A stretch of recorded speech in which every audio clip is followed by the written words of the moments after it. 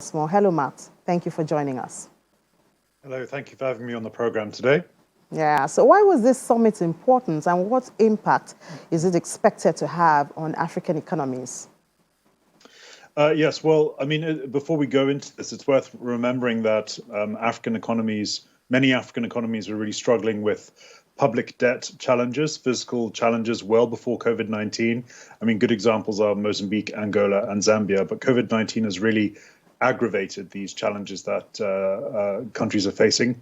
In terms of the significance of the summit, so it's a really strong acknowledgement by many of the world's richest nations that Africa requires additional support. These economies haven't had the physical capacity to support economies and employment, for example, throughout the pandemic. So it's really quite a positive step.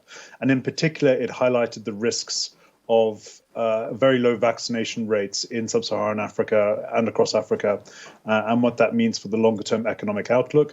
Additionally, there were some very positive sounds coming out of or noises coming out of the summit, particularly with regard to rich nations' commitments to allocating their IMF special, the SDRs to Africa, which means that the IMF will probably have a bit more capacity to support African economies going forwards.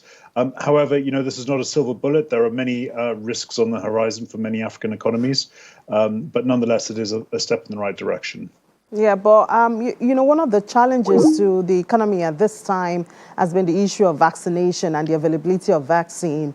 Was this part of the discussion? Is there a way to expand access of, especially a lot of these African countries, access to vaccine?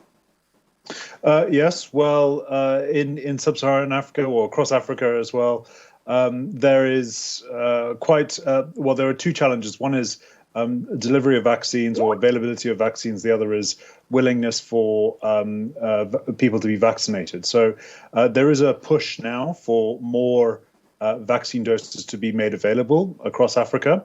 And there's also increasing talk about increasing manufacturing capacity. We know that South Africa has manufacturing capacity. Nigeria wants to increase its capacity. Senegal as well. So we think that that's a prerequisite, but there's also an issue of people being willing to take coronavirus vaccines as well. So that's also another issue. That's also another issue. Well, the new debt relief package for Sudan that was reached in Paris has received a lot of attention. How transformational will this be for the country? Talking about the relief to Sudan.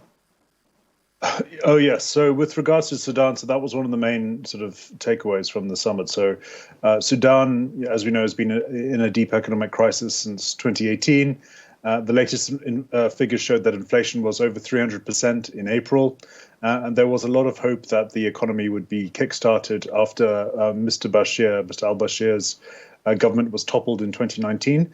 But things have gone very badly for the Sudanese economy over the last couple of years. So this debt relief really is a very positive development for Sudan. Progress towards a normalization of Sudan's relations with the rest of the world have been very slow, and the economy's crisis has really deepened. So this debt relief is a very important prerequisite for stabilizing the economy and getting Sudan's economy back onto its feet.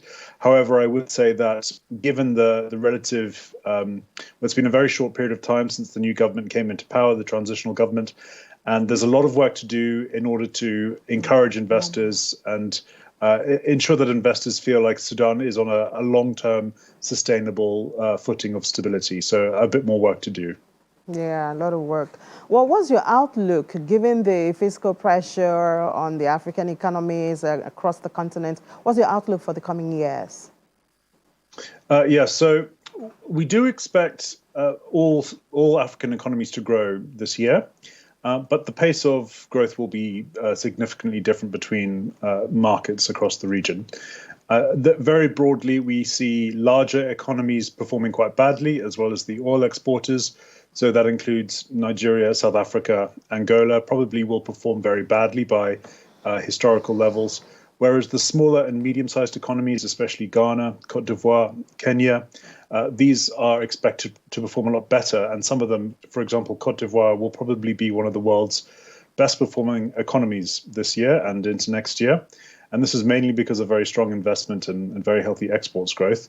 But I would say for every African economy, fiscal risks, fiscal pressures are the single biggest downside or the single biggest a negative driver for growth. One of the reasons why growth potential will be curtailed across the region. So we certainly expect fiscal austerity, tax rises, spending cuts across most African economies, which will mean that growth will be below potential over the next couple of years. All right. Thank you so much, Matt, for sharing your thoughts with us on the debt profile of African continent countries. And enjoy